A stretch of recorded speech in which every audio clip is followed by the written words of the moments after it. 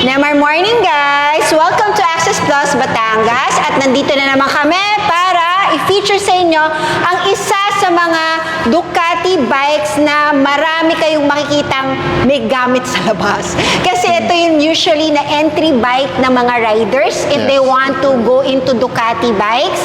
Ito yung Scrambler Edition. Scramblers. Scramblers. Scramblers kasi dumaming options nyo. Marami silang options sa Scramblers, madami. Pero if you want to try, let's say first time nila Sir Ren, syempre mag-Ducati, parang ang entry bike talaga nila is dito sa Scrambler. Sa ngayon. Oo, sa kasi ngayon. sa ngayon, nung una kasi yung Scrambler natin merong 400cc.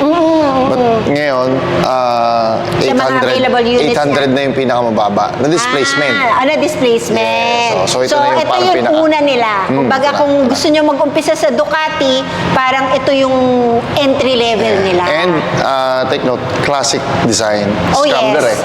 Actually, yung Scrambler, parang sa akin sulit siya kasi pwede kang sumama sa mga bikes na classic.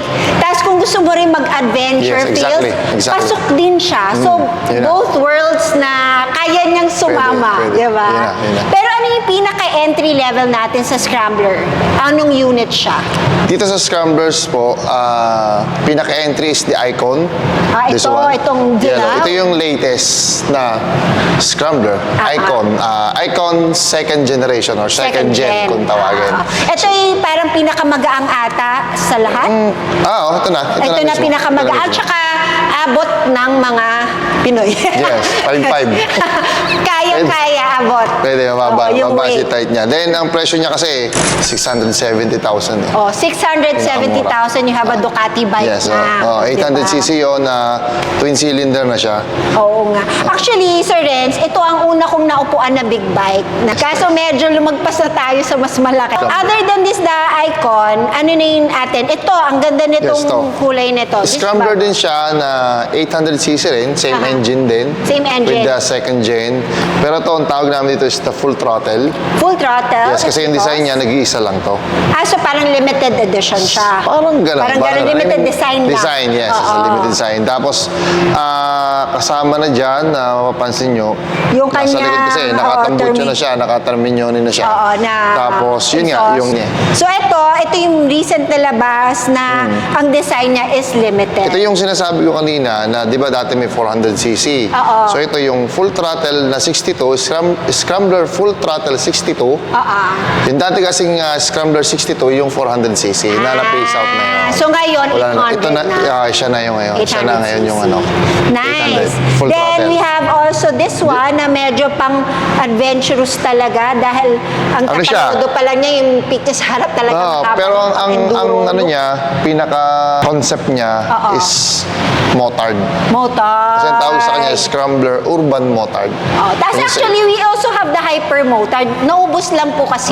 Iba-iba na yun. Ibang usapan. Yun talaga yung motard talaga. Pero ito, Scrambler pa rin siya, pero ginawa siyang motard. Kaya mapapansin mo yung tires niya is road type. Oo nga. Hindi siya yung ganito. Tapos naka-spoke wheels din siya. Spoke wheels na siya. Although fender na siya na parang pang Scrambler, pang enduro, parang gano'n. Yes. Pero motard siya. Nice. Medyo pang bagets ng konti. Ang dami nga nilang options, di ba? 800cc sila lahat. You have this Same engine Scrambler. lang yan, Same pare-parehas. engine lang tong tatlo.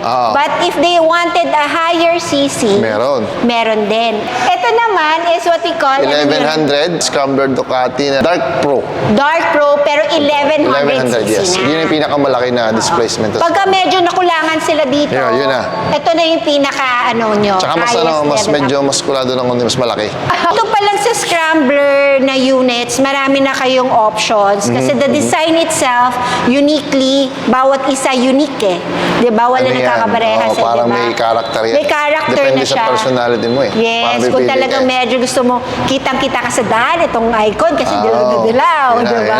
Medyo subtle, pero medyo sporty itong Scrambler naman. Ang pare-paras lang sa kanila.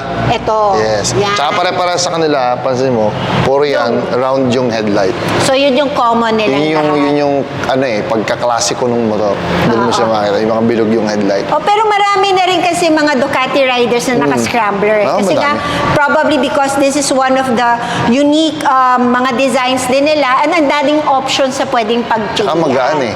Magaang din. Yan ang sinasabi nila na kahit gawin nilang Oo. pang daily, Yes. pwede. Oo. Totoo naman. Ito yung ganun. Kapag bumili din sila, no problem with tayo sa parts and service. Of course, of Because course. we have available It's Access Plus parts, service, and accessories. Yes, sir. Thank you. So, thank you, Sir Renz. Yeah. Thank And you. of course, if you need anything, just inquire. And maganda siguro, bumisita na rin kayo Eh, rito, siyempre. diba? Diretso ride eh. Diretso ride na rin. Pwede kayo Ayan. pasyal dito sa Batangas pagkatapos. Oo nga, kasi maraming ride destinations dito sa Batangas. So, It's diba, like- perfect na perfect. Yun na. Alright. So, yan guys, maraming salamat muli. And of course, palalo lagi rin the rider. Think safe and Ride safe. safe.